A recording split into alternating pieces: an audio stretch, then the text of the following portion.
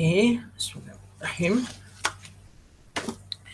Right, so we continue with the international trade. Okay, so international trade, what? Actually, you understand with that. So, of course, apa dia perdagangan antarabangsa kan? Which means there is actually country involved in the trade, but there is not same state salah. It's actually between the countries, antara satu negara dengan negara lain. Right? So, of course, theoretically, international trade refer to the government and individual activities on the exchange of the capital, good and service across the international borders or territories. So exchange good and service between one country and another, satu negara dengan negara lain, bukannya between state. Jangan salah faham. Sebab saya pernah maki my experience, ada yang state between the state. So that's actually very wrong. Okay, international mean border. We pass, kita cross the border. So which is between other country. Okay, right. So dalam international trade index mean kita trade with other country. So what's actually yang kata there is a theory behind the support for this trade, which is there is a classical theory lah. We refer to the absolute advantage and the comparative advantage. And of course, who proposed this absolute advantage, which is Adam Smith. And who propose the comparative advantage, which is named David Ricardo. Ini dulu kalau soal adjektif kan, nama ni memang sangat glamour, kena ingat lah kan. But so far, because there is no adjective, calculation only, so you really have to focus to the calculation. But essay, sometimes there is actually question about the theory, so you have to explain how the theory all about. So of course lah kena cerita sikit sejarah dia kan. So plus who actually propose, who the proposers of this theory. So kena ingat nama lah juga, nama sejarahnya. Okay, so this is absolute advantage and comparative advantage. Okay, what's actually the difference? So absolute advantage, a country say to have an absolute advantage in the productions of a good when it can produce more of that good than another country by using the same amount of resources. Maknanya apa? In other words, actually any country that have produce more compared to other country, so we refer to that country actually have the absolute advantage. Okay, itu bezanya. But for the comparative advantage, this is actually a measure in terms of the opportunity cost. Dari segi opportunity cost, this one is actually from the total of good. Different So total of good, total keseluruhan. Ini dari segi opportunity cost. Different. Dia one, dua thing dah berbeza lah.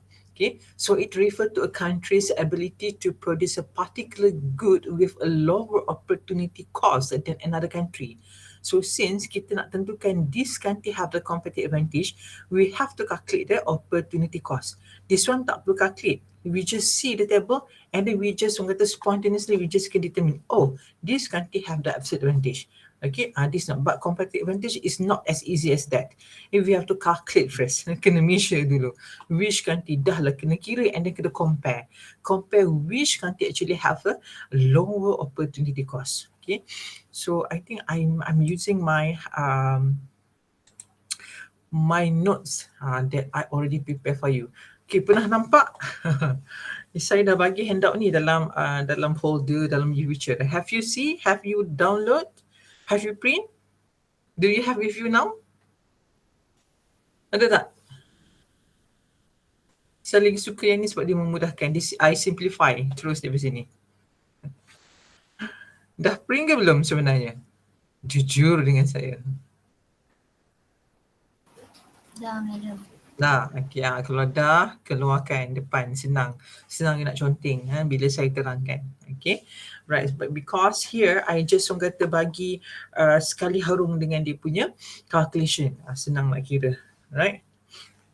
Okay, so absolute advantage. Cuba kita tengok kat sini. Absolute advantage. Okay, sama je definition dia, which is the key point that you have to remember for the absolute advantage. This is actually which country that they produce more of particular good. Maknanya mana-mana country yang keluar lebih. Dia punya total productionnya lebih besar. Okay, but of course there is assumption. There is assumption under absolute advantage. There is assumption. Apa assumption dia? First, two countries only. Which is involved, which is definitely is against the reality lah. Okay, satu dah, I mean kita sekarang ni pun ada berapa je negara, satu planet bumi ni ada berapa je negara, beratus, beribu, berjuta negara kan. So But for this theory to be simplified, nak mudahkan kita terangkan here, so we just assume there's a two countries only, okay, and then two goods only. Ada dua negara, dua barang saja yang didagangkan. Ada dua barang. So maknanya satu negara ada dua barang yang dikeluarkan, alright. And then what we assume more? Free trade between these two countries. Free trade. Wow. So katakan contohnya lah, you got you own business in Malaysia, but after that you expand your business dekat mana, dekat UK katakan. So UK, as we know, the pound sterling, okay, so definitely will actually increasing all the costs, right? Tapi because of this assumption, okay, free trade between these two countries, so mashallah, there is nothing's cost involved. Okay, free is a free of charge. Memang ini ilusi lah, but this is assumption only, yeah? And then production is under constant cost. Constant cost, you tambah macam mana pun, the cost will not rise. It will be the same cost. So bestnya kan, kita keluar-keluar tanpa tambahan cost kan. No transportation costs are involved. Lagi best. No transportation costs are involved. You export lah mana pun. There is no transportation cost. That's when you just can sell by the actual price, or even you just maybe can rise one or two kata greater than the actual price. This is the assumption only, to simplify the explanation. Okay. Saya pergi absolute dulu. Alright, tapi contoh yang sama sebenarnya di bawah comparative, same. I will use the same supaya you nampak lagi mudah. But now you focus kepada absolute first. Just focus on the absolute dulu. Alright, so this is calculation step. This is calculation step. So first, once you get the table, biasanya lah question actually in the table. Kalau dia tak letak dalam table pun, you kena letakkan di dalam table. Okay, mudah untuk kira nanti. Alright, so they say these are the question. Example given a case where Malaysia and China produce a cotton and rice. Dia ada dua negara, which is Malaysia and China, and then produce what? The cotton and rice. Right? So Malaysia produce cotton 20 and rice 16. China produce cotton 40 and rice 20. So these are the actual. These are the actual ataupun total original production. Okay, so daripada sini aja, first thing first, we have to determine whether this is actually comparative or absolute. So definitely you not cover the comparative first kan. So ini adalah cara untuk tentukan absolute advantage. Once you see, so cuba tengok apa yang berbezanya. There is actually apa? There is actually greater production in each product for each country. So Malaysia can produce rice 60, okay, compared to the China 20. Rice ni yang siapa yang lebih besar? It's Malaysia 60. So we can say that, and we refer here, in these cases, Malaysia have the absolute advantage in producing rice, okay, and for the China have the absolute advantage in producing cotton. Okay, so each country have their own good to be specialized, which is we refer as absolute advantage. Okay, faham tak yang ni dulu? This is very basic. Kalau yang ni you tak faham, payah you nak faham yang bawah ni. This is the first step. So this is the first step to determine these are the absolute advantage. Easy, which is you just have to refer which country have the total or the greater production. Tetapi setiap negara kena ada satu. Orang kata greater production. Kita ada dua negara kat sini kan, setiap satu negara tu mesti ada dia punya greater production on it owns. Okay. Right. So yang ni first faham ke tidak? Ni okay?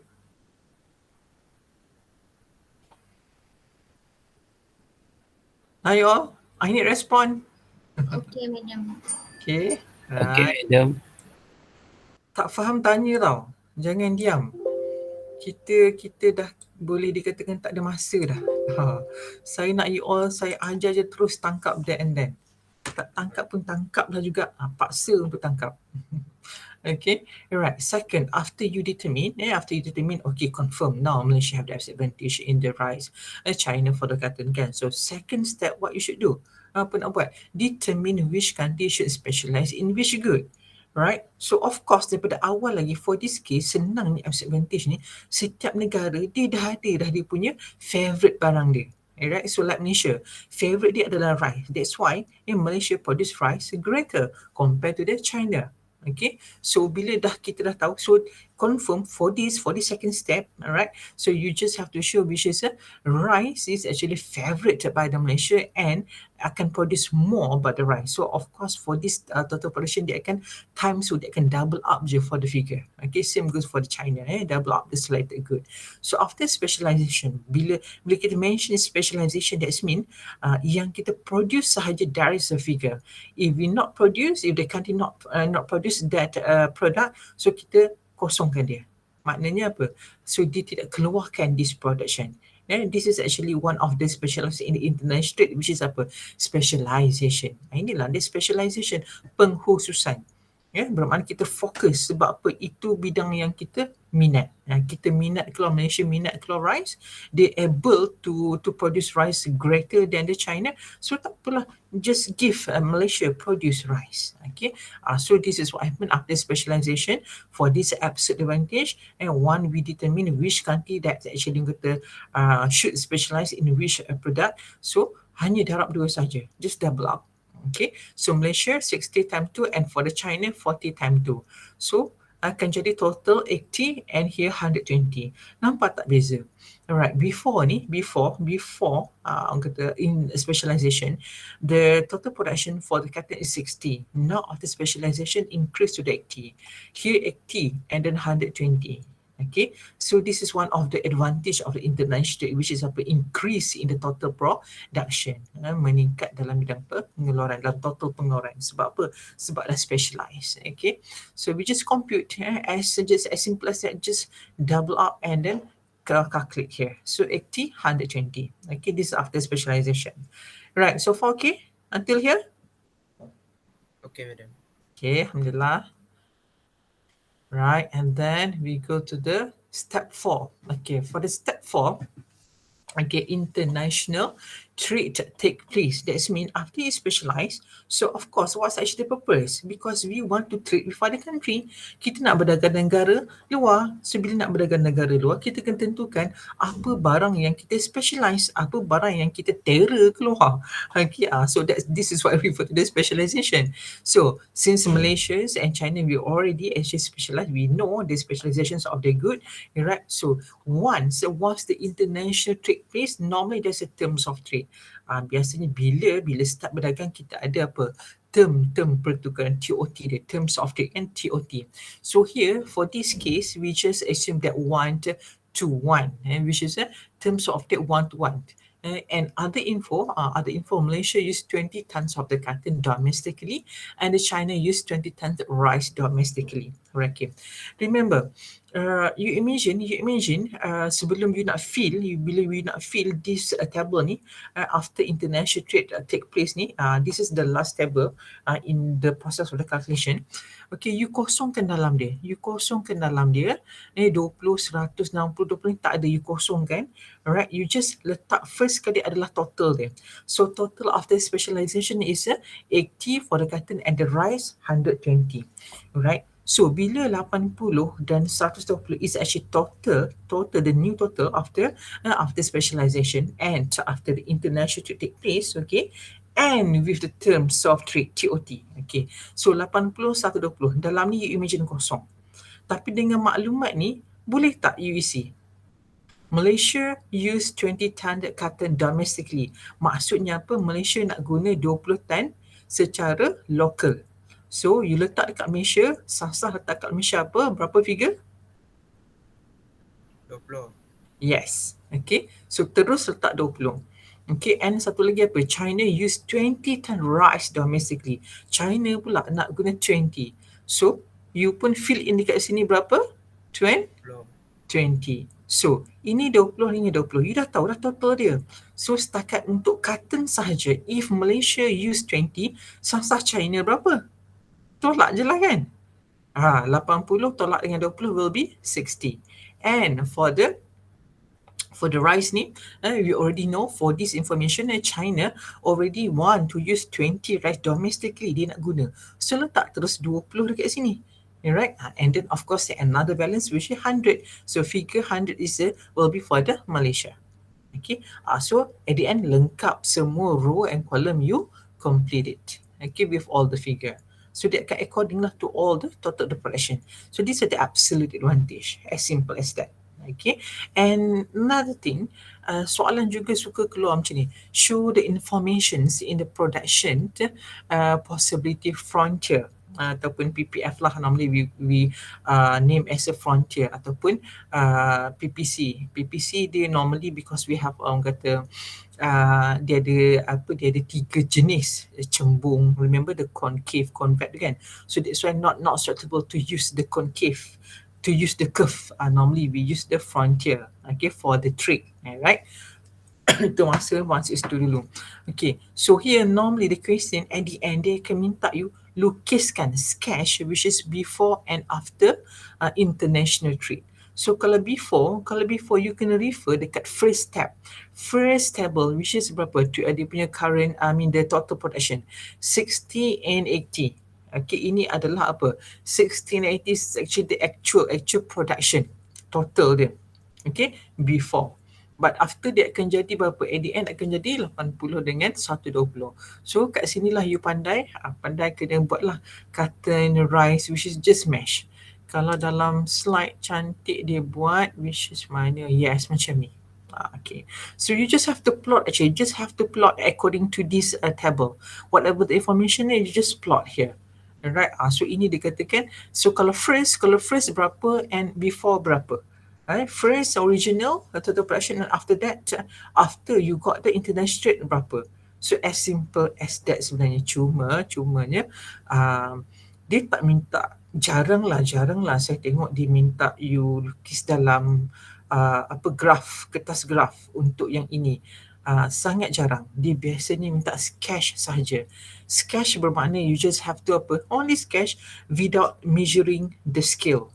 Orang kata bagi accurate scale, no need. Kalau sketch ni tak perlu bagi accurate scale, you just sketch sahaja.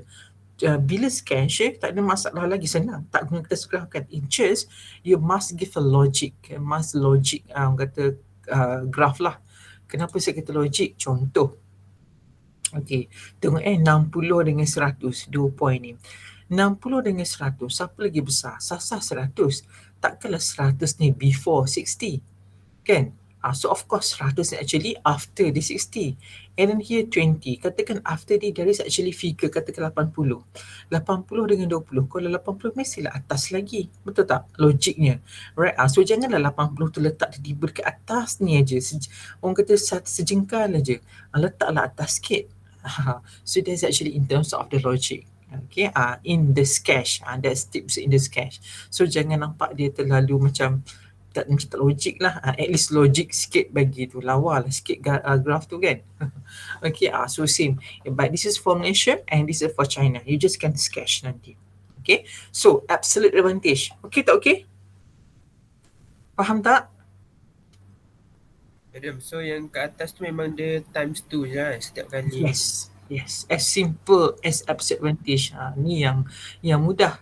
Okay, dia cuma darab saja, tetapi dalam ni kalau you perasan, dia akan bagi satu contoh mana katakan dalam ni. Ini jarang berlaku, sebab tu saya tak nak sentuh. Saya tak nak benda ni mengconfusekan you lagi, but kalau berlaku pun bendanya sama je. Berlaku tu what I mean if the question come out. Okay, contoh untuk this one, untuk this case ni, what if young land wish to consume 500, sama je. So kalau dia consume 500, so yang the rest bagi je lah. Okay, at the end dia akan jadi one to one punya terms of trade. Okay, yang saya bagi contoh lebih kurang sama. Okay, so for absolute advantage yang keluar dalam soalan normally like this, right? You just have to double up sahaja. Okay, but first kena detect lah, is it absolute advantage or the comparative advantage? But for the absolute, as simple as you just double up only. Alright? Okay, tak apa, rasa macam tak grab lagi kan, because you not cover lagi satu. Bila you cover lagi satu comparative advantage, then you can compare. Baru lagi nampak perbandingan kan. Okay, now we go.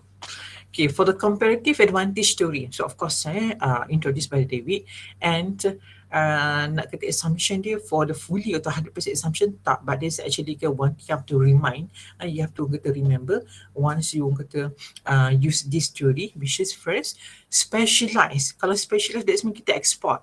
We specialize that good. That means that country are very good to produce that good. So kita export lah. Jangan salah faham. Export apa, import apa. Export kita jual barang kita. Import kita beli barang orang. Import duit habis. Export duit masuk. Okay, money flowing in, money flowing out. That one have to remember. Okay, so here you have to remember which is country should specialize under comparative ni, and should specialize ataupun aka export of goods and service for a product with lower opportunity cost. Okay, ataupun apa, greater competitive advantage. That means that country have greater competitive advantage if that country has the lower opportunity cost. Kalau paling rendah dia ada figure opportunity cost tu, so dialah yang paling bagus ataupun greater comparative advantage for that good compared to the other country. Okay, and import tadi export, so of course import of good and service for a product with higher opportunity cost, less competitive advantage. Maknanya kalau dia ada dua barang, bila dah kira satu barang ada less opportunity cost, satu lagi greater opportunity cost. So what should this country do? Yang less tu dia kena specialize ataupun export, and the greater opportunity cost tu dia kena import lah. Sebab apa? Sebab dia tak bagus keluar barang itu. Okay, so look at to this example. Example yang sama I give, Malaysia and China still produce for the same product, cotton and rice. Okay, so yang ni saya ubah sikit dia punya figure dia. Katakan ini 60, Malaysia produce cotton 60 and the rice 50. China cotton 20 and the rice 10. So now what is the difference compared to this one? Kalau yang ini nampak tak, Malaysia got the greater production for the rice, and China got the greater production in the cotton. But compared to this one, only what? Only apa?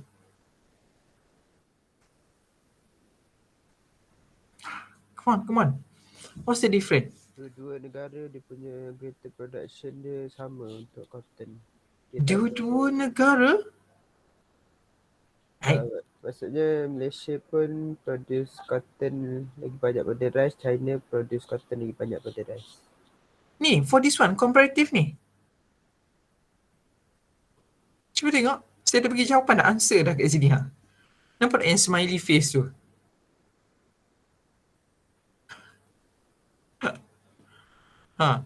Compared to this one smiley face, ada beza tak? Ini bersilang, ini sama. Malaysia, dua-dua Malaysia yang lagi banyak. Maknanya Malaysia only, right? Or in other words, Malaysia conquer the cotton and the rice. Betul tak? Betul. Only one country. But for this case, both country conquer one product at least. But for this case, right, one country conquer both product. Itu bezanya, absolute and comparative. Right? So ini awal you kena bezakan. Kalau you tak faham yang ni, susah. Sebab apa? Sebab daripada awal lagi you dah salah teori. Okay. Absolute advantage bila berlaku, bila setiap negara, maknanya setiap negara yang ada tu dia dapat keluarkan satu barang tu dengan jumlah yang paling besar. That's why for each country have their own favorite product. Tapi for the comparative advantage ni dia bias, is unfair actually. Only one country conquer both product from the total production. Right? So ini like bias lah. Malaysia je yang keluarkan 60 cotton and 50 rice, only Malaysia, not China. Okay, so this is bias. Because why? Persoalannya, adakah Malaysia cekap mengeluarkan cotton and rice alone? Adakah dua-dua barang ini Malaysia cekap mengeluarkan? Even though from the total production so far we look like, Malaysia can produce greater. But actually, is it the Malaysia efficient to produce both product? That's the question. itulah dia comparative advantage, alright? So which mean kita tak pasti negara ni adakah Malaysia ni cekap, so kita nak tentukan adakah dia cekap mengeluarkan. So that's why we have to calculate the comparative advantage, or in other words we have to calculate the opportunity cost. Okay, boleh so far yang tu? Yang kat sini first table I have to go slow sebabnya after this I nak terus pergi kepada pasir. Bila pergi pada pasir, of course there is first pasir I will lead you, I got you, and after that the next saya jumpa ada 3 je soalan. For the next pasir tu I nak you buat sendiri, sebab kita kena jawab here now. Okay. Sekarang supaya cepat terus dapat tangkap. Okay, right, so ini faham so far? First. Faham, madam. Okay, and then for the second step, kita kena determine. Since remember apa dia persoalannya, what is actually the skeptical about this, takkan Malaysia cekap keluar dua-dua. Even though Malaysia conquer both kan, of course lah dari segi spiritualnya, Malaysia, but is it for the Malaysia is actually efficient to produce both? So we don't know, we have to find the answer. Do the countries actually got the air efficient? So kita kena kira opportunity cost. Okay, nak kira dia, right, Malaysia, so Malaysia produce cotton. So kalau Malaysia produce cotton, that's mean rice dia akan apa? Let go. So if Malaysia produce cotton, seberapa rice yang dia let go? So here 50 bagi kan 60, maknanya rice bagi dengan cotton 50 bagi kan 60. So dapat sini 0.83. But for China pula, kalau dia yang produce cotton, berapa rice yang dia let go? Okay, so nampak tak, yang ni 20 dengan 10, yang rice tu divide by the cotton. 10 bagi dengan 20. So dapat 0.5. 0.5 ni dengan 0.83 ni apa? This is actually the opportunity cost. Opportunity cost ni adalah cost lepas. Lepas bermakna apa? Bagi Malaysia, bila dia produce cotton, dia lepaskan 0.83 rice. But for China, bila dia produce cotton, dia lepaskan 0.5. Siapa lepas paling banyak? Malaysia. Dia lepas paling banyak, yang ni lepas paling sikit. Apa bezanya? Siapa lebih cekap? China. Kenapa? Sebab dia lepas sikit. Kan? Itulah dia opportunity cost. Bermakna kita tengok yang dilepaskan tu. Kita keluarkan yang ini, yang dilepaskan sikit aja. So okey lah, tak ada hal. Tapi kalau kita keluarkan barang ni, kita terpaksa sacrifice a lot. Kita lepaskan banyak, which is not worth it. Baiklah keluarkan barang yang itu. Itu maksudnya, in terms of the behind the story. Nak bagi faham. Alright? So for the cotton only, if we compare 0.83, 0.5, yang lebih rendah adalah 0.5. Bermakna for this cotton, siapa yang lebih cekap? China, not Malaysia. Okay, so China actually can produce cotton better, efficient from the Malaysia. Sebab apa? Because China just have to let go 0.5 rice only compared to the Malaysia. Have to let go 0.83. Okay. And for the rice, if Malaysia produce rice, Malaysia have to let go 1.2 cotton. But for the China, have to let go 2. So 1.2 and 2. Which one is the lowest? So of course 1.2. So that's mean for the Malaysia, in this case, Malaysia are efficient to produce rice efficiently compared to the China. Okay, can you see now? Faham tak sekarang ni? Tapi cara nak kira ni terbalik. Contoh Malaysia keluarkan cotton, so dia akan lepaskan rice kan. Yang kita lepaskan itu yang berada di figure yang pertama. Nampak 50 bagi dengan 60. So terbalik, kalau produce rice, so berapa cotton dilepaskan? So yang dilepaskan which is 60. Nampak 60 cotton kan. Yang dilepaskan tu berada di atas. Okay, so 60 bagi dengan 50. Right? So faham tak bagaimana nak melihat ataupun nak kira opportunity cost? Any question so far? Step 2? Faham, madam. Ilhan ni je yang bagi respond the rest. How about the rest? Are you okay? Tak apa, ramai-ramai bagi respon pun okey je. At least saya faham and I understand that you actually faham. Tak tahu kau tidur ke apa ke, I don't know. Alright, the others, okay? Faham, madam. Madam. Macam Okey, madam. Yelah, barulah saya confident. Sebab suara yang keluar tu suara yang convincing ni. Kan? Alright, okay. Alhamdulillah, now second step settle.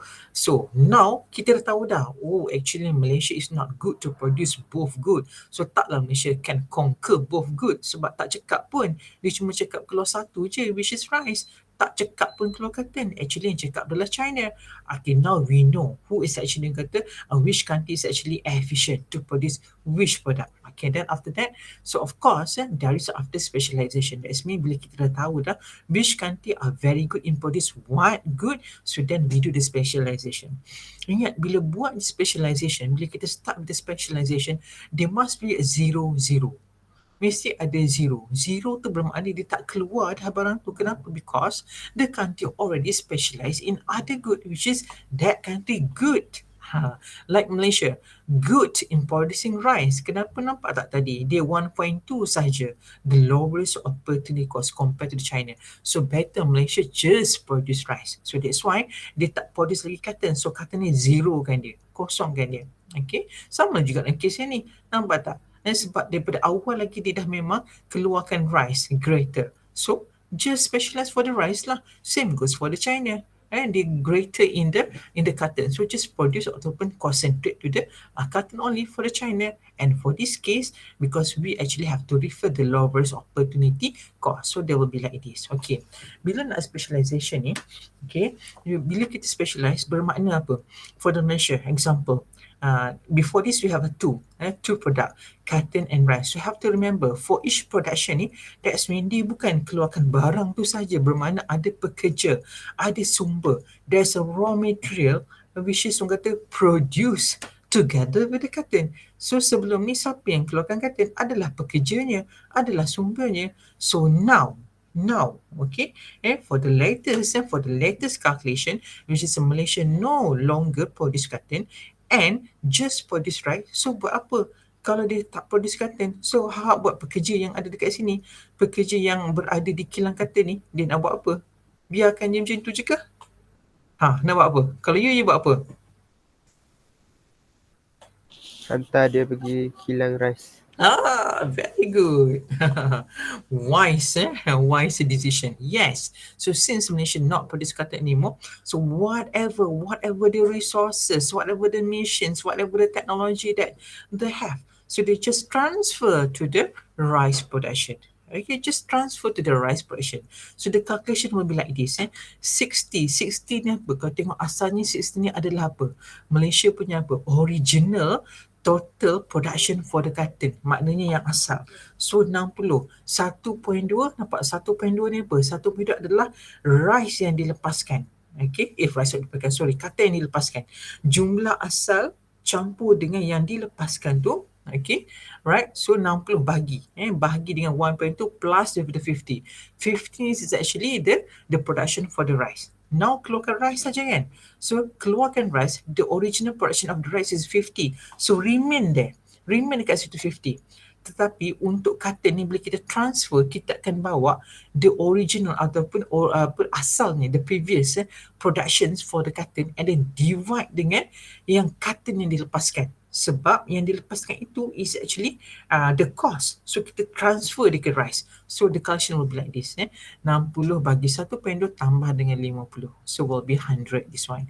And same goes for the China. So since China just only produce atau specialist in the cotton, no longer produce rice. So whatever the resources of in the rice, so they can transfer to the cotton production. So it will be like this. 10 divided by 0.5 and 0.5 this one, okay, yang dilepaskan, rice yang dilepaskan, okay, and then plus with the 20 is actually the actual production for the cotton in the China, right? So dia akan jadi beginilah, okay, 40 dengan 100, ni 40 asalnya 80, Alright, kata tadi bertambah. No, not kata all the good will be actually increased.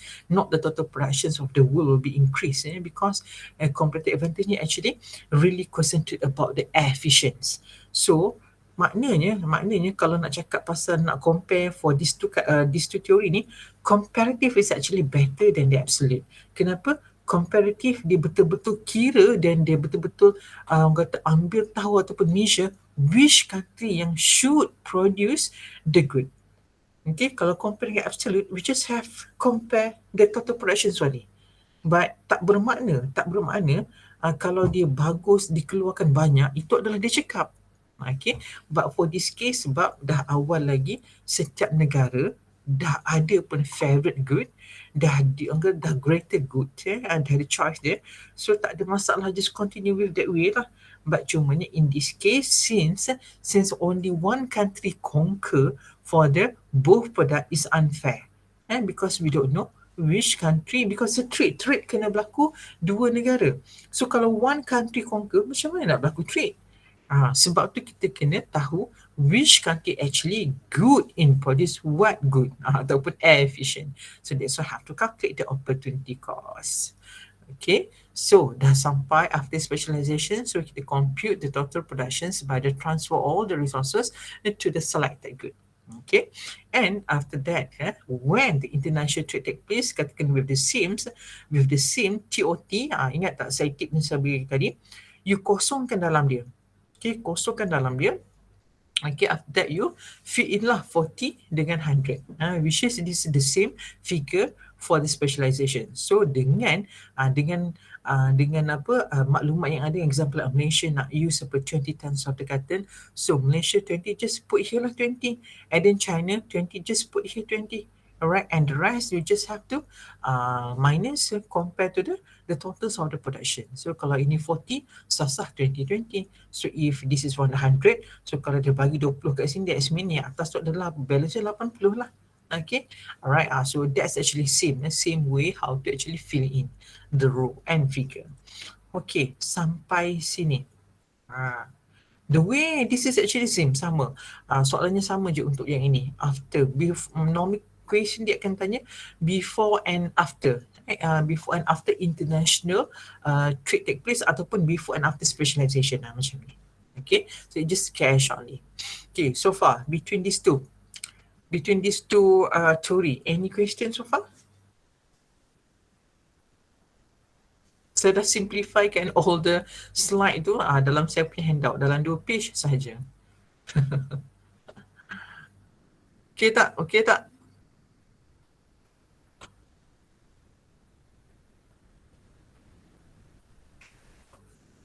Are you all?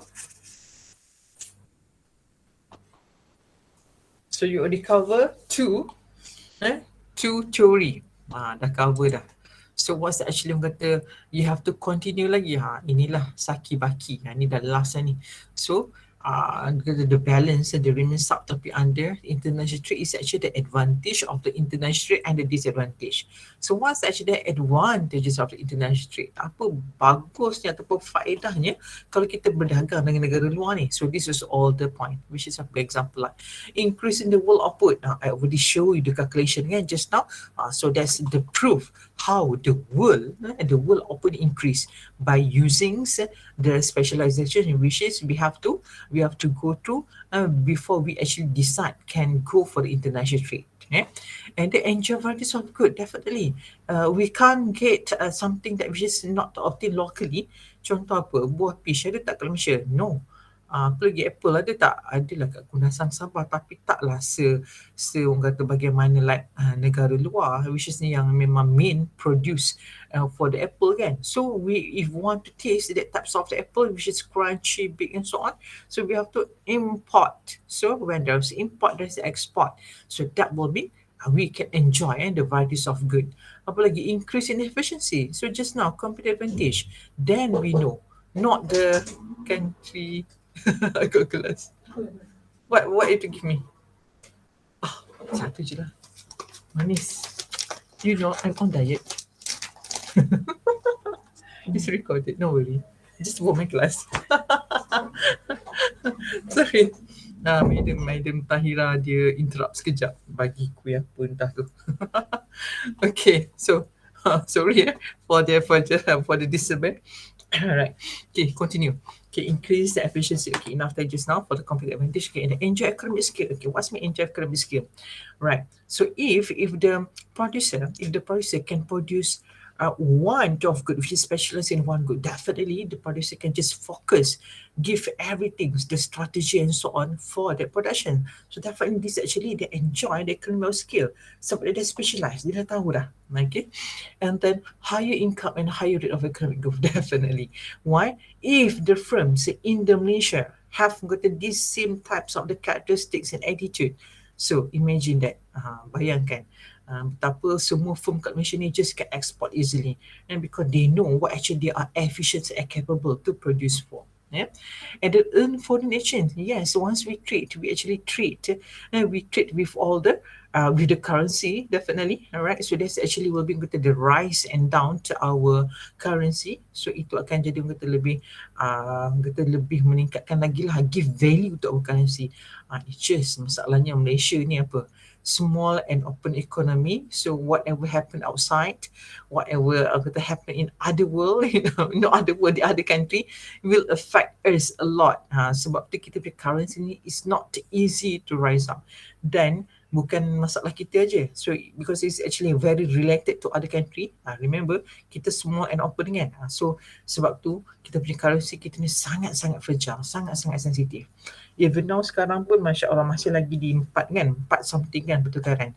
But at least bila dah start tahun baru 2022 ni, kalau you tengok pasaran saham, dia punya index the key index ni actually bila buka je pagi tu dah cantik, dah mati index dia, maknanya dah meningkat.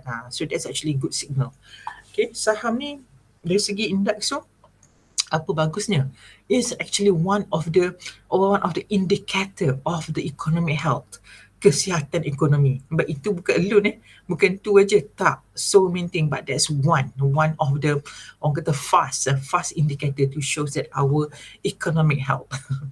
Okay, so that's a earn from the foreign exchange, and then benefits to political, economy, social, and technology link. So definitely, once actually we want to export, so definitely kita kena apa? Kita kena learn their culture, the other country culture ataupun others ataupun foreigners actually apa habit, taste and so on, everything we have to learn. So this is going to give us a value added. Banyak kita belajar. Kalau kita nak pasarkan barang kita adalah barang lokal, kita nak pasarkan ke negara luar. So have to be we have to modernize ataupun just reduce whatever that which is not not keen to the others. Contoh, bayangkan kalau kita export apa raya bulan 4 kan, biskut biskut yang paling tradisional sekali. Lupa pula nama dia. Biskut biskut bangkit ke? Macam itulah. Betul lah tu, biskut bangkit. Okay, biskut bangkit gunakan santan, betul tak? Lupa lah tu. Okay, dia ada bangkit cheese, ada nowadays bangkit pandan. Original flavour is bangkit yang biasa lah kan. But tak semua, foreigner boleh taste and bau santan kan. So now with kata the new recipes, the new flavor, ada cheese lagi, ada chocolate. So this is going to give flavor. Kenapa buat flavor ni? Kenapa ada pelbagai flavor ni? This to suit ataupun to make it kata lagi kreatif bagi orang luar. Kita of course we know what's actually the originals and the other varieties or other flavor. Tapi untuk bagi orang luar, kalau satu je choice yang dia ada, of course dia tak berminat. Tapi kita ni nak pasarkan ke luar negara, right? So we have to make it creative lah. Ini maksudnya benefits, bermakna sebabkan itu kita belajar macam-macam. Okay, so this is give benefit to the political, economy, social and technology. Alright, but what's actually the disadvantage of the international trade? Apa yang tak bagusnya pula? Okay, depletions in the country reserve. Apa maksudnya? Reserve that mean apa? In terms of our simpanan. simpanan. So bila kita berdagang dengan negara luar, kena faham hari-hari. It's not hari-hari, it's actually for each second our currency is actually change. Setiap second negara kita punya currency ni change. So in the time, for the time being, actually we we change ataupun we exchange the good, so the payment should be made, and the payment made by using the current atau the very latest exchange rate. So kalau nya buat masa tu like macam our currency is quite down, quite low, so this will affect, and mungkin dah sampai kata kita kena pinjam untuk cover balik, tak cukup, kan? So this is actually the depletion in the country reserve. And the economics and the political dependence, ni very sensitive, kan? So far in terms of the trade ni, let's say lah something that maybe kata kita produce apa, contoh katakan kalau kita jual mark, but the mark tu, dekat mark tu kita lukis gambar presiden mereka dengan gambar yang like macam annoying, so of course their people will be pissed off. But we export the mark. Kita keluarkan mark, ceramic mark, whatever lah mark contoh, but we do something that which is annoying the country. So definitely this will give the consequence to economic and political dependence. As simple like as that. Takkanlah tak buat macam tu in reality, kan? Saya bagi contoh. Okay, and of course the transportation cost. I mean, the far country that we want to export, the greater cost will be involved. So this is disadvantages also for the international trade. Itu bukan itu saja, tambahan lagi pula kita kena ada cawangan di luar. Maknanya nak ada cawangan tu kita kena at least ada not to say 50-50, at least 30 ataupun 70. 30 tu actually local people, we are the main that manage for that production, and the rest will be the labor lah for their country. So advantage and disadvantage. And once we talk about the international trade ni, there is another one topic we can't deny, which is about the protectionism. Okay, what's the protectionism? The barriers to free flow of goods and services imposed by a country so as to protect its domestic industry. Right. So not all the countries actually just are free to export and import. Okay, we actually are got to regard with all these rules and regulations, what we call the protectionism. This is to help all the firms that involved in the international trade. Okay, why kenapa kena buat protectionism ni? What's the argument there? Okay, this is the justifications atau argument for the protectionism. To reduce the deficit in the balance of payment. Okay, yes, contohnya kenapa? Katakan kita dah keluarkan, kita produce kertas A4 katakan. But in the same time, kenapa kita nak import kertas A4 daripada negara luar?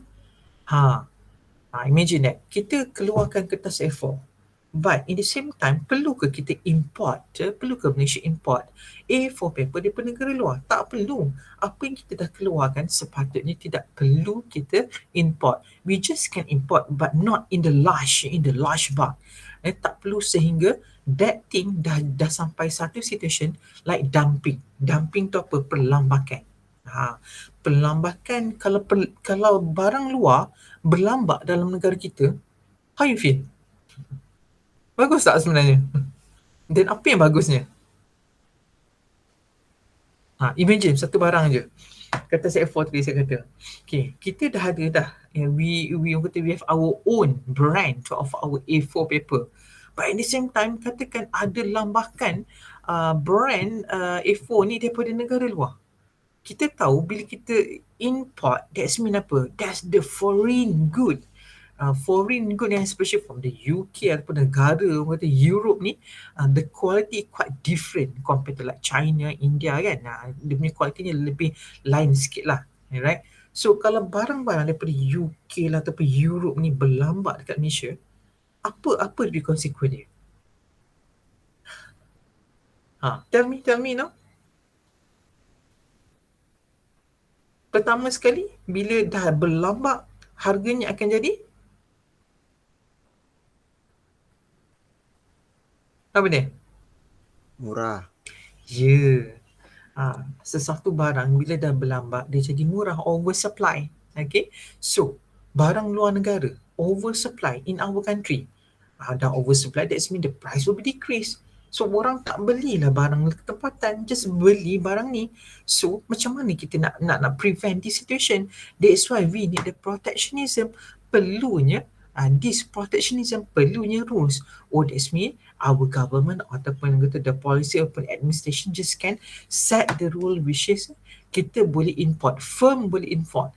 Firm boleh import whatever good which is orang kata we not produce, or maybe we produce but we can import but in a small quota. Tidaklah sampai orang kata sampai level dumping. So this is actually the rules or the protectionism, right? Apa lagi? Increase in the government revenue. So definitely. So this is actually give the tax kan. Once the government impose the tax, setiap barang tu ada cukai kan? Cukai ad valorem tax lah, right? So this all actually give the government revenue. And the more actually we have the transaction, the more revenue that we actually can contribute to the government.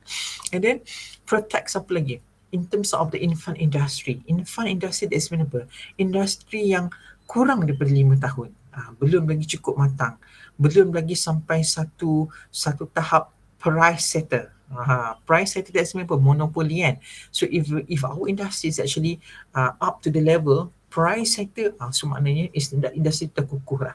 Okay, so but yang awal-awal ni, yang baru bermula ni, we must help them. Okay, and then of course just now prevent dumping, I mentioned just now again for the A4 paper, itulah dia, kita nak elakkan dia, right? Lagi diversify the economy. Yes, kita pelbagaikan lagi ekonomi, sebab daripada apa yang ada kita boleh pelbagaikan. Example like biskut bangkit je, and dulu original flavor but now we have so many flavor. So that's actually to diversify, creative. Apa lagi yang boleh dilakukan? Okay, contoh kalau minyak kelapa sawit, not just by the original oil that we export, but from that apa lagi kita boleh buat? So many things kan.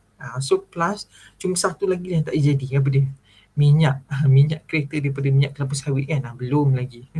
Okay, and of course can create jobs opportunities. Why? Because when we specialize, we treat with other countries ni, lagi banyak peluang pekerjaan kita bercipta. So itu menyebabkan apa? Kena lagi protect, kena lagi bila ekonomi tu makin membesar, of course there's actually an opportunity for the new business. When the new business, we need new workers. Kalau local saja is not enough to supply for the workers, we have to import. But bila nak import workers, that's mean these are the foreigner, ini dah masuk padi ataupun parti. Pendatang tanpa izin, pendatang dengan izin. So ini kat sini lah rules that we have to really strict. Kalau tidak, negara kita akan berlambak pula dengan pendatang asing. Okay, so this is actually why we should have the protectionism. And I think, okay, how actually we going to protect? I mean, apa alat dia? So antaranya tarif yang dikenakan. Beri kota is actually tarif ni actually cukai lah, a tax. They add a volume tariff, lagi satu saya tak ingat, so you can refer dekat tax. Okay, quota is actually got a specific quantity that we just can brought in. Kan? And then subsidies on the export. Siapa export, kita bagi dia subsidi. Kita galakkan dia lagi. And the exchange control, in terms of the exchange control, so of course contohnya dari si kawalan mata wang, but this one actually more on paper lah. Mana ada, but we have to clear, there's actually rules. If we actually bring a lot of the amount of the money, especially in the cash, kita kena declare. Kalau kita keluarkan duit tu by using the card, at the overseas tu legit. But if we bring, kalau kita keluarkan, I mean cash, katakan cash 1 juta dalam briefcase, macam tu je bawa pergi naik flight kan, masuk flight. So that one kena declare. So this is exchange control. Sebab apa? To prevent whatever there which is the illegal transaction. And then of course embargo ni apa? It's a very strict, a very hard protectionism. Contoh untuk mention ni, kita dah awal-awal kita dah beritahu, kita dah mention to all country, which is we will not trade with Israel, and then we will not allow anything, example like pornographic material, drugs, or whatever relate with drugs, whatever relate with the something like which is illegal publication, okay, yang teori-teori apa buku-buku yang tak bagus, okay, tidak dibenarkan masuk di Malaysia. Alright, so embargo, kena ada embargo. Kalau tak ada embargo ni, Masya Allah, Malaysia ni boleh dihujani dengan pelbagai majalah ataupun bahan yang tidak bagus. Okay. Dalam pada tu pun ada yang terlepas kan, dah illegal lah. But imagine that without this rule, lagi masalah. Okay. So that's a protectionism. Okay. For the balance of payment, I tak nak continue. Cukup untuk international trade. So, okay. So until now, any question so far for the for the international trade before we go to the question?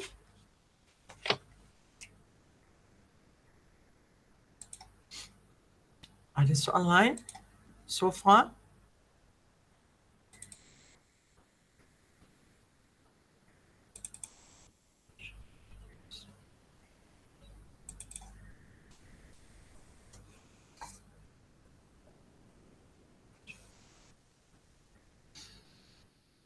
June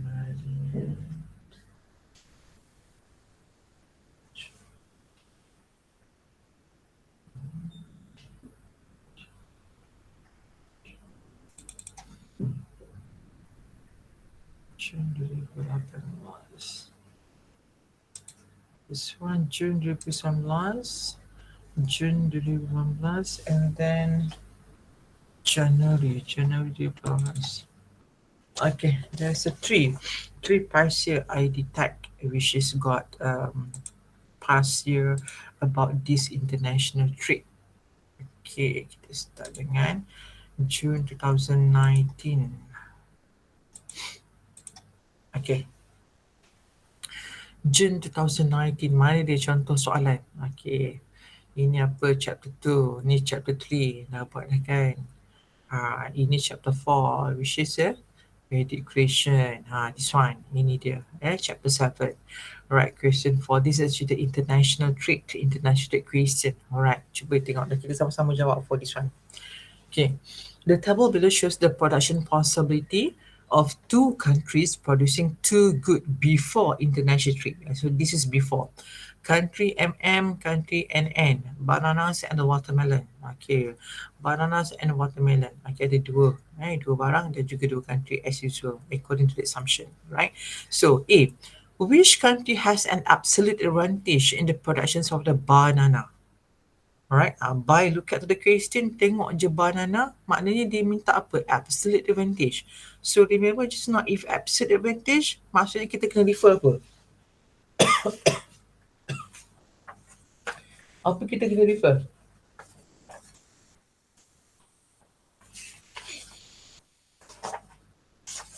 Are you up?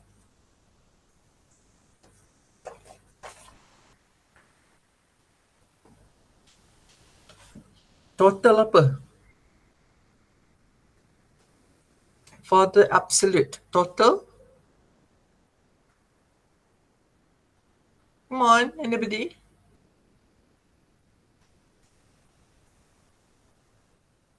Absolute advantage, you have to refer the total? Total apa ni?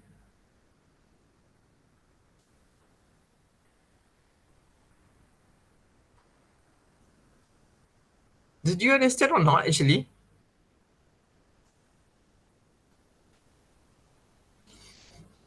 Ke saya cakap seorang? Apa dia? Production ke? Total production. Okay. So, untuk A, apa jawapan dia?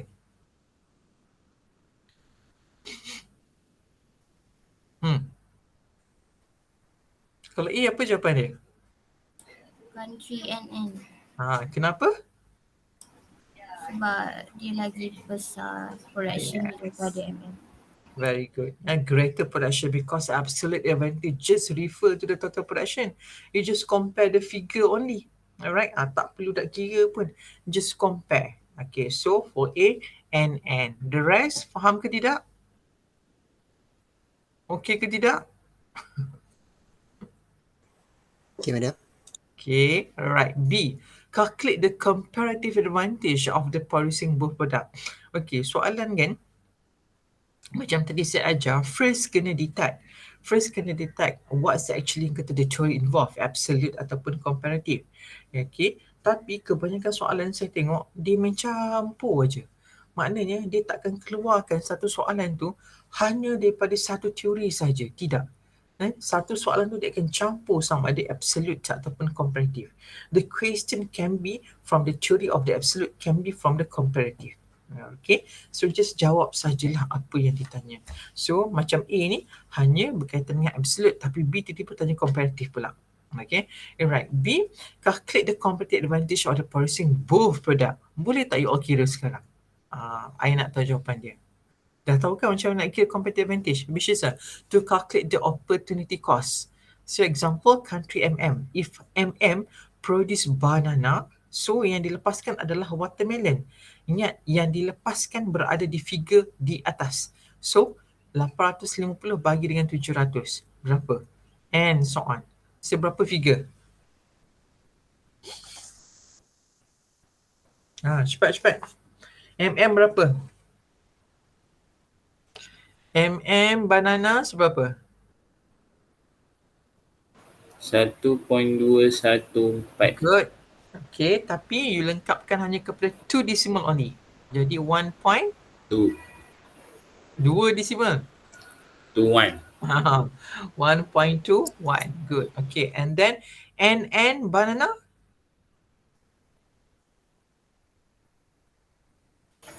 1.12. 1.2? 1.3. 1.13. Okay. MM watermelon?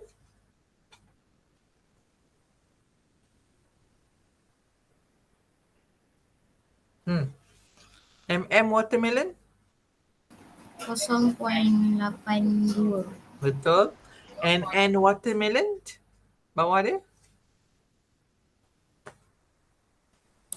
0.89. Good. So that's how to calculate the opportunity cost. Ingat yang dilepaskan tu kita keluarkan barang ini, tapi yang dilepaskan tu berada figure di atas. Example like MM keluarkan banana, yang dilepaskan adalah watermelon. So watermelon berada di figure atas. But when MM keluarkan watermelon, so maknanya dilepaskan banana. So banana berada di figure atas. Yang dilepaskan tu berada di figure atas. So just remember that. InsyaAllah bolehlah you fill in. So you buatlah kat sini apa, you salin balik this one, but no need to rewrite back the 700 800 ni, yang ni tak perlu. Just use cash balik yang apa table ni, tetapi dalam ni just isi apa, isi figure yang you kira tadi. 1.21, 1.13, 0.82, 0.89, just fill in that opportunity cost. Okay, sebab soalan dia calculate the competitive advantage of the producing both product. So just calculate. Dia tak suruh minta apa-apa kan, just calculate. So calculate lah, settle. Okay, faham? So far B? A, B? Faham, madam? Okay, C, specify which country should specialize in the production of banana and watermelon.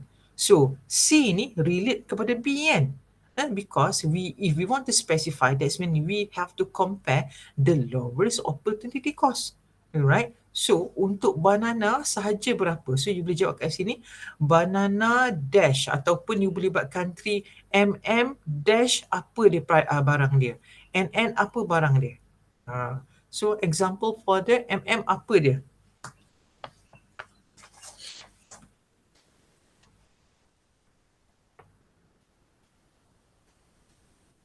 Nak buat by country boleh, but if you want to just stick by the good pun boleh. Example like bananas. Bananas dash apa country dia. But kena compare lah. Revision say the lowest. Contoh banana tadi. 1.21 dengan 1.13. So mana lebih rendah? 1.21. Hah? 1.13. Akmal ngantuk ke apa? 1.13 lah paling kecil. So bermakna apa? NN. NN good ataupun have a greater competitive advantage in producing the banana. So you boleh buat banana country NN. And after that for the watermelon? Siapa boleh rendah? country MM. As simple as that. Tu je cara jawab dia. Alright, specify but I have to refer what? Refer to this yang B ni, the opportunity cost. Kalau lepas table kat sini and after that you terus jawab banana MM lah apalah kan, saya tak akan marking yang itu dan you buat pun tak ada markah. Silap hari bulan, kena potong markah lagi. Kenapa? You tidak menjawab soalan. Because saya akan marking kata the last the final answer that you give. So kalau itulah jawapan akhirnya, katakan you jawab yang itu dekat sini, salah. Walaupun figure kat atas sudah ada. Be careful. Right? Hanya jawab apa yang ditanya. Jangan lebih-lebih. Jangan kurang, jangan lebih. Okay. So C, settle. And then D, construct a table after specialization for both country and indicate the total world output. Right. Remember, after specialization, now we already know from the C, which is country MM keluarkan apa. Dia specialize in apa. And N specialize in apa. So you just do a table, okay? And remember, bila sebut je specialization, that's mean apa? The good that the country not produce will be 0. Kena letak 0. Okay? So the other good that the country produce, kena letak figure lah. Tapi dia minta kat sini after specialization. So, apa dia? Berapa dan bagaimana? So, you buat balik table ni. So, untuk MM will produce watermelon kan? Sebab tadi yang paling rendah kan, 0.8 something, right? So, sini kosong. So, dekat sini watermelon berapa?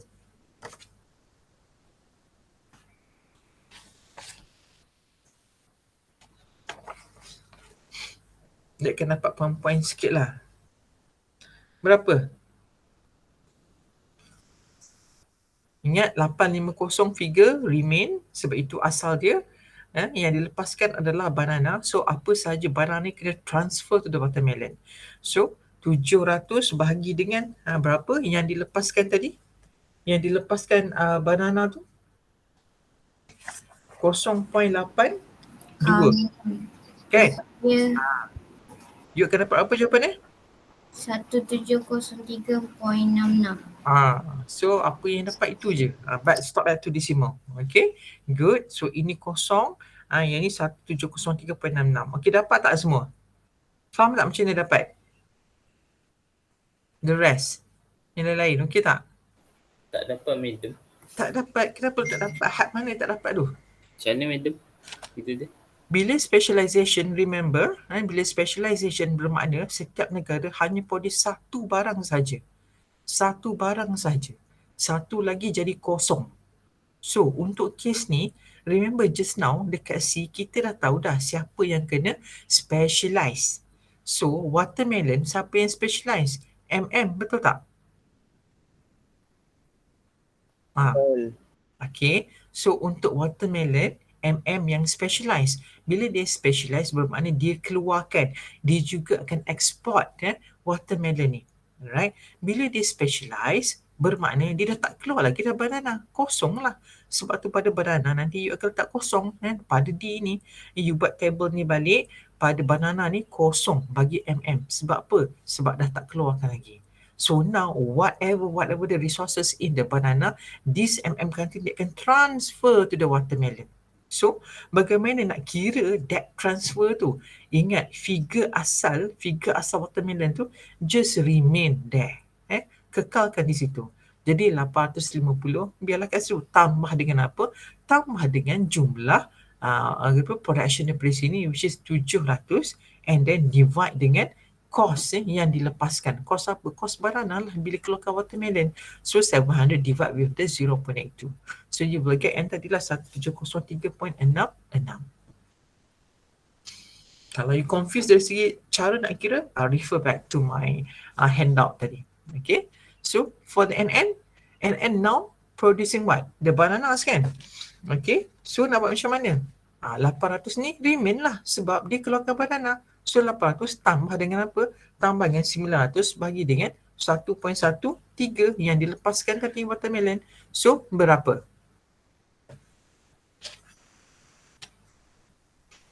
Kira-kira? 1504.424. Okay, 442 lah. 2 decimal kan. So dekat sini letak apa? 4 and N watermelon akan jadi 1504 point. Hah? Okay. Kosong. Kosong lah. Sebab dia dah keluar bananas kan. Pada bananas ni yang 15 tadi 1504.4 kan. 42 kan. Okay, but watermelon jadi kosong lah. Sebab dia dah tak keluar lagi watermelon, dia hanya keluarkan banana sahaja. Okay tak you all? Dah Okay, sampai madam. lagi? You the rest? Boleh? Ada yang tak faham?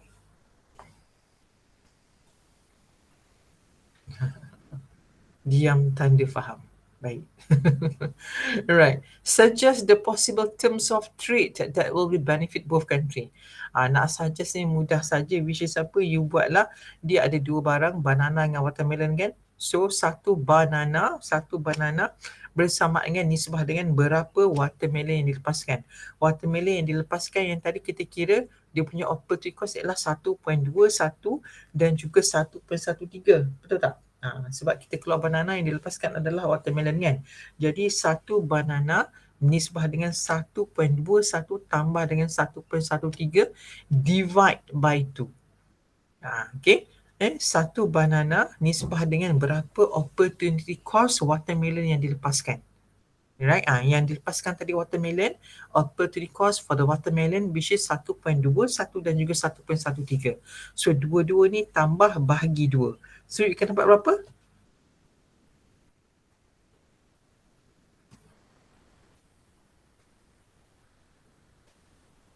Satu point. Kira. Miss saya ajar macam nak jawab. 1.17. Yes. So you can tulis satu banana equal ataupun nisbah dengan 1.17 watermelon. Nama barang kena letak, kena specify, kena state on the answer.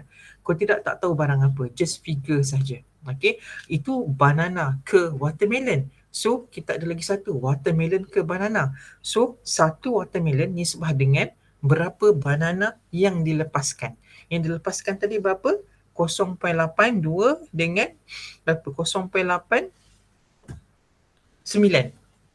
0.82 tambah dengan 0.89 bahagi 2. So dapat berapa?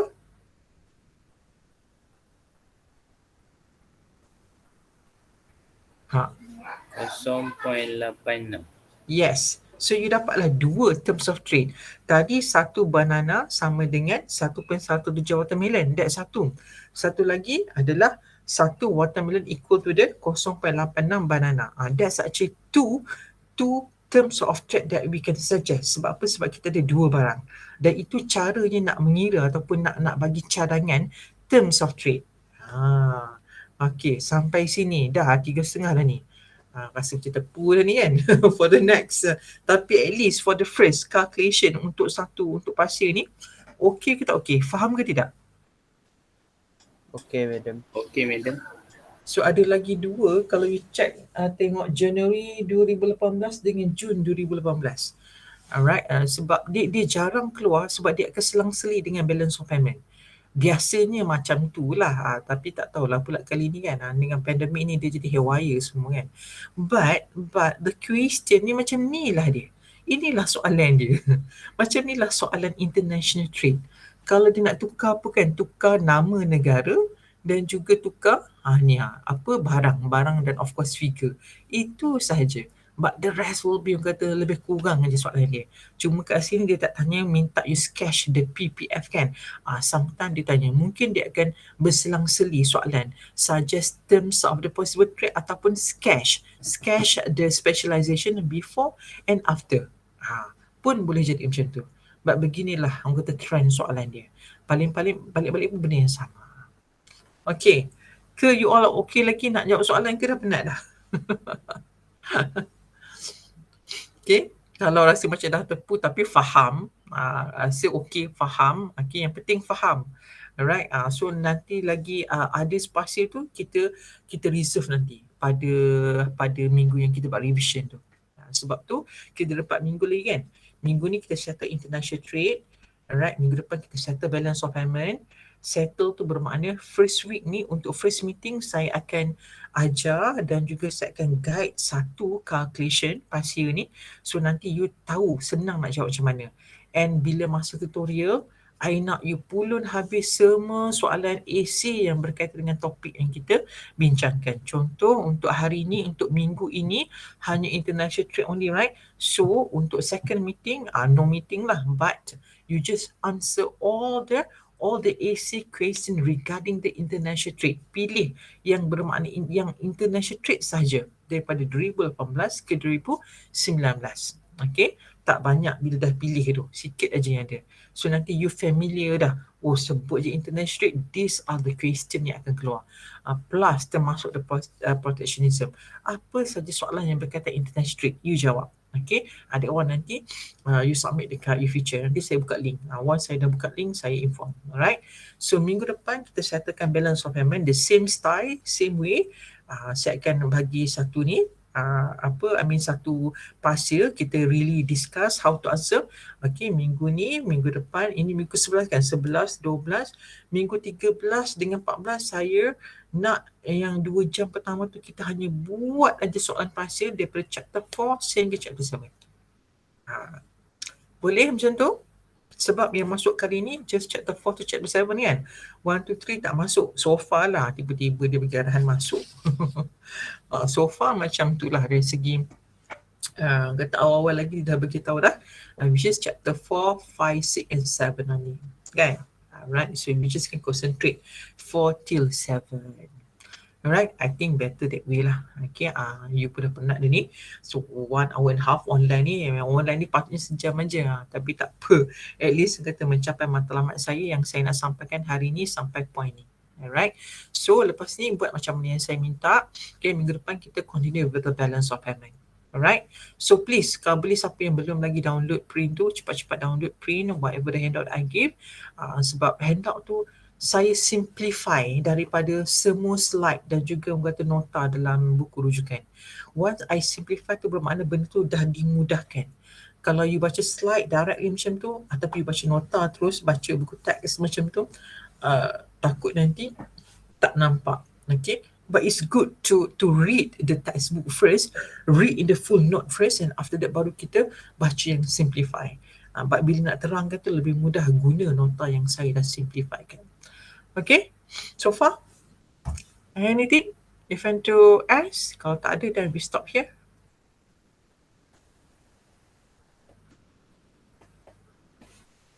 Okay, tak okay? Ada soalan? Okay, madam. Okay.